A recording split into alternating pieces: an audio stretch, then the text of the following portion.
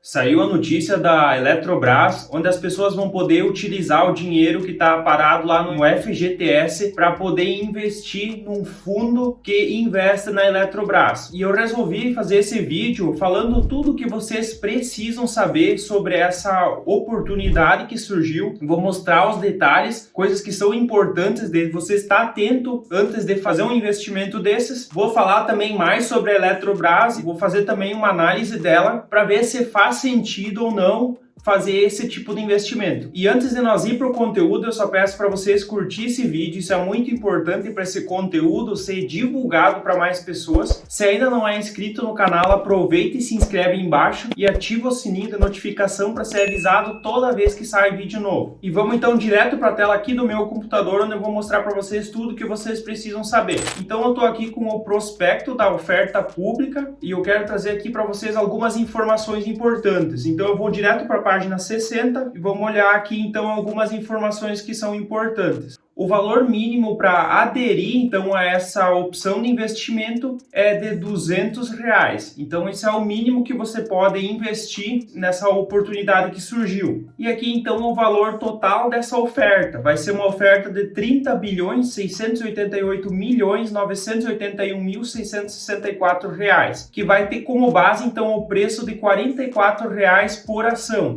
Isso aqui é muito importante porque é esse o valor que você vai pagar por ação. R$44. E aí você vai ter que olhar para esse preço e ver se faz sentido. Porque se nós puxar aqui, atualmente, no dia que eu estou gravando esse vídeo, a Eletrobras, ela fechou a R$42,65. Então ela está abaixo desse valor. Se nós puxar aqui para um mês a cotação dela, o máximo que ela chegou foi em R$43,62, então ainda abaixo desses R$44. Vamos puxar de 6 meses, o máximo que ela chegou aqui continua sendo R$43,62. Vamos aumentar para um ano, aí teve então um período lá em junho do ano passado que ela teve acima de R$44. Mas como vocês podem ver, faz praticamente um ano que ela não ultrapassou esse valor. Ela ficou oscilando, mas sempre abaixo desses R$44. Então isso aqui é importante de olhar também para entender se você está fazendo um bom investimento ou não. Pagar mais caro não faz muito sentido. Então esse é o primeiro ponto da atenção. E nesse prospecto, então, ele explica todos os detalhes aqui que vocês precisam saber. Eu vou colocar o link desse prospecto na descrição do vídeo, vocês podem dar uma lida nele. Mas o que eu acho importante é que vocês entendam que vocês não vão investir diretamente na ação. Essa oportunidade é uma oportunidade onde você vai investir num fundo mútuo. E o que seria isso? É um fundo que é criado justamente para esse tipo de investimento, onde ele investe somente numa única ação. Então, todo esse investimento do fundo vai ser só na Eletrobras. E aí tem alguma porcentagem que vai ter renda fixa, e que ela pode chegar até 10% de renda fixa dentro desse fundo. Mas o restante, obrigatoriamente, vai ser de uma única ação, que nesse caso é a Eletrobras. E aí tem outros pontos que vocês precisam se atentar, que é a taxa de administração cobrada pelos bancos que vão gerenciar esses fundos. Então tem vários bancos, todos os bancões tradicionais como Bradesco, Santander, Itaú, Banco do Brasil, todos esses bancos vão participar, vão ter esse fundo. E aí você precisa olhar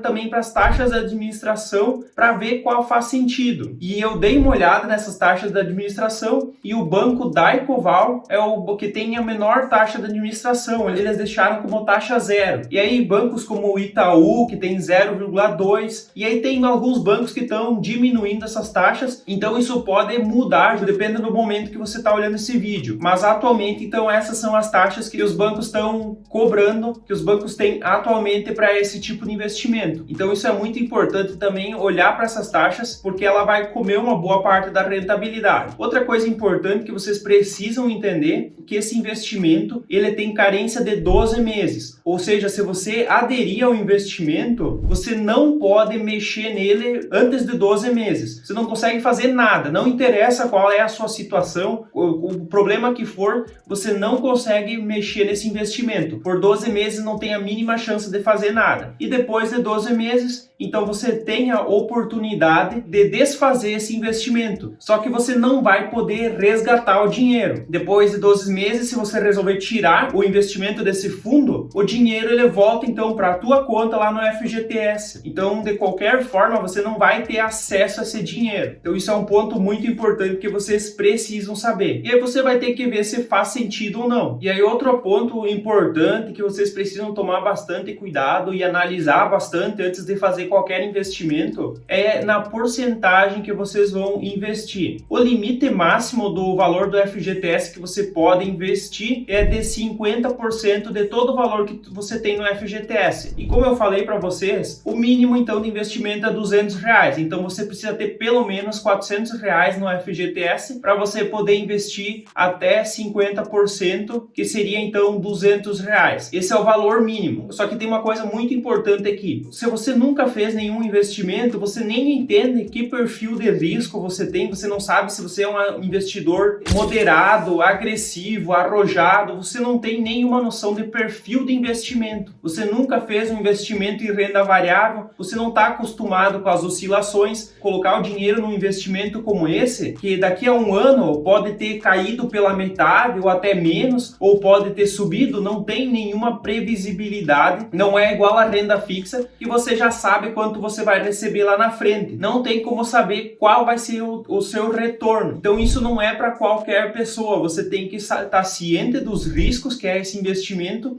e entender muito bem o que você está fazendo. E aí que entra uma parte muito importante, que é olhar para a empresa Eletrobras. Você precisa entender um pouco do negócio dela, se vale a pena e se é um bom investimento. Então eu tenho aqui na minha tela um comparador de ações. A Eletrobras ela é do segmento de energia elétrica e dentro desse segmento tem várias empresas, só que não tem como eu trazer todas elas aqui porque são muitas mesmo. Então eu utilizei aqui 4 empresas para fazer uma comparação entre elas. E eu peguei aqui a CEMIG porque ela também é uma empresa que é controlada pelo governo, também é uma empresa pública. Eu peguei a Energias do Brasil, ela é uma empresa privada, mas ela tem negócios no setor de energia elétrica, nos segmentos de distribuição, geração e transmissão. Então ela tem um negócio mais parecido com a Eletrobras, que também está envolvida em todos esses setores. E a Engie, que também é uma empresa privada e tem negócio em todos esses setores. Então os negócios dela são mais parecidos. Por isso que eu comparei essas 4 empresas aqui. E como vocês podem ver, olhando para os indicadores, a Eletrobras não é uma das melhores opções. Se vocês verem aqui, o dividend yield dela, que é então o dividendo que a empresa paga, ela é a pior de todas as 4. Ela tem um dividend yield de 3,61% ao ano, enquanto a melhor de todas, que é a CEMIG, tem 11,27% ao ano. O PL dela também não é um dos melhores, então é uma empresa que não está muito barata. Ela tem um PL de 9,9, enquanto tem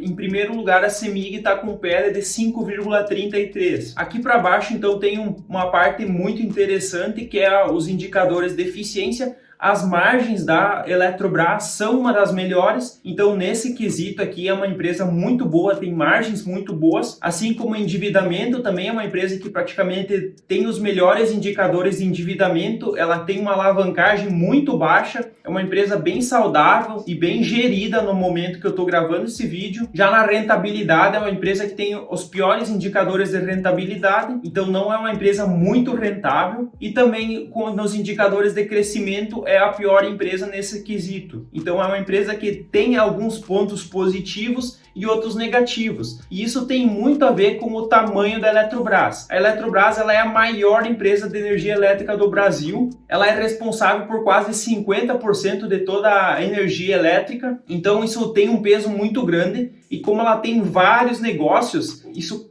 torna mais complexa a operação dela. E isso fica mais difícil de manter uma eficiência alta, manter boa rentabilidade e um bom crescimento. Sem contar que a influência do governo, isso traz resultados muito negativos no longo prazo. É uma empresa que oscila muito mais do que as outras. Então, inclusive, eu vou abrir aqui só a Eletrobras para nós dar uma olhada. Então, aqui olhando para o gráfico de 5 anos, como vocês podem ver, é uma empresa que vem subindo, ela vem tendo uma valorização, mas o que eu quero mostrar aqui para vocês é aqui, por exemplo, o dividend yield. Ele vem oscilando muito, tem anos inclusive que ela não pagou, não distribuiu nenhum dividendo, então é uma empresa muito instável, não tem nenhuma certeza, é muito difícil de prever como essa empresa se comporta. Já o PL também está num dos patamares mais altos dela e também oscila muito. Inclusive aqui em alguns anos, como vocês podem ver aqui, em 2012, 13 e 14 e 15 foi negativo, porque ela é uma empresa que dava prejuízo. Em 2017 foi negativo de novo, porque a empresa deu prejuízo, e desde 2018 então ela não voltou a dar prejuízo, e o PL dela agora está num dos patamares mais altos dos últimos anos. Então isso é importante avaliar e dar uma boa atenção para isso. Os dividendos, como vocês podem ver, eles são muito imprevisíveis, não é uma empresa igual a outras do setor elétrico, sempre tem uma previsibilidade desses dividendos. E aqui o que eu quero mostrar para vocês mesmo é nessa DRE.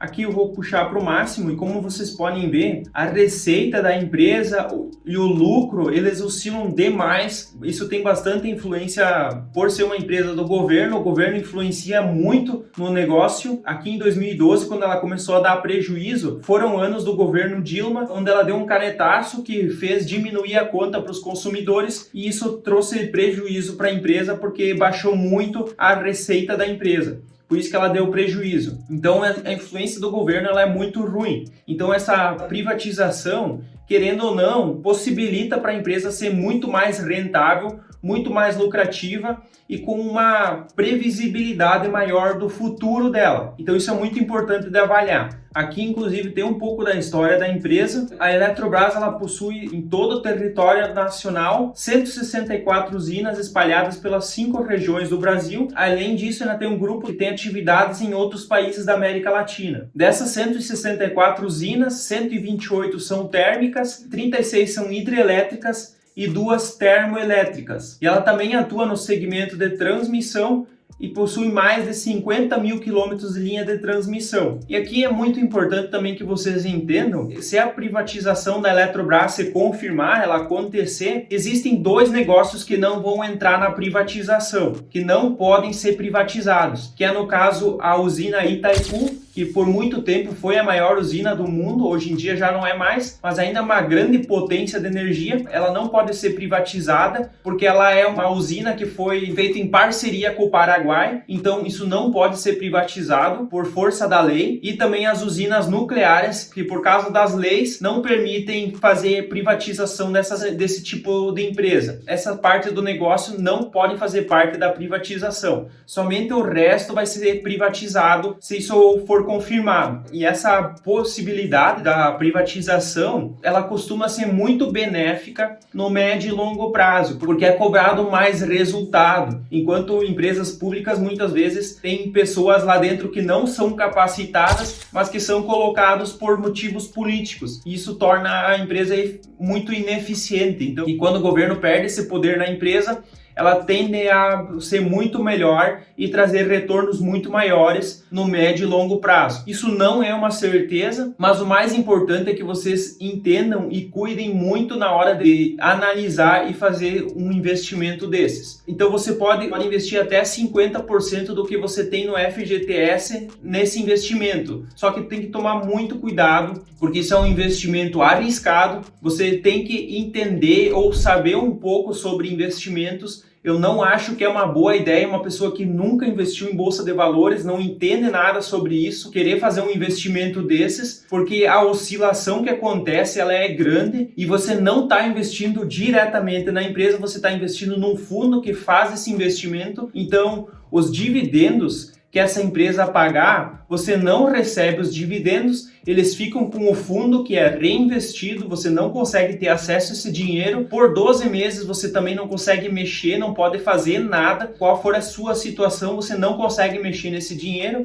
e depois disso, se você quiser retirar o investimento, você ainda não consegue sacar ele, você vai poder só retornar ele lá para a conta no FGTS. É verdade que o FGTS ele rende só 3% ao ano, mas a TR, que é a taxa referencial, que é bem baixinha. Isso é muito abaixo da inflação e da taxa Selic, mas investimento em bolsa de valores, ele é um investimento de longo prazo, então você tem que saber o que você está fazendo antes de fazer um investimento desses. E também o percentual, o valor que você vai investir, você precisa analisar muito. Não tem como saber, aqui cada caso ele vai ser diferente.